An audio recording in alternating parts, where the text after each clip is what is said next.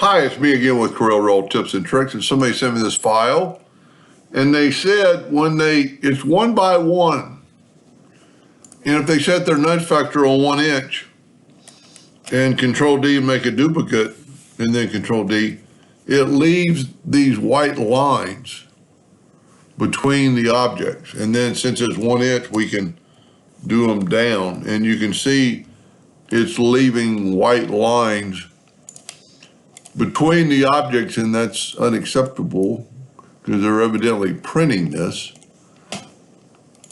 I don't know how it was drawn, and that's kind of a key factor, but we can try one thing.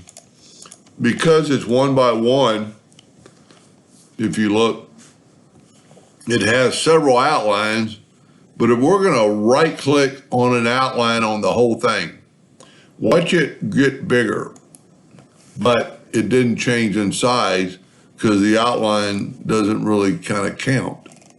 But since the outer edge is all black, now let's hit the plus key on the keyboard, and you can see there is no white line. We'll just keep going. Let's go all the way across the screen.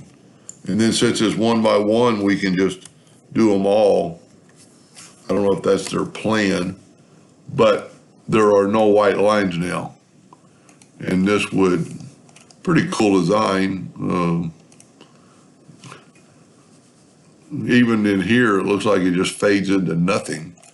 I don't know what it's used for. Maybe he'll let us see the final project. Let's squeeze it down a little bit and see what it looks like. Yeah, even then, it looks great. You know, whenever you see these little dots, it's because it's something selected. So if you don't have it selected, when you zoom in, you won't see those little dots. Hope that helped them a little bit. Thank you for watching.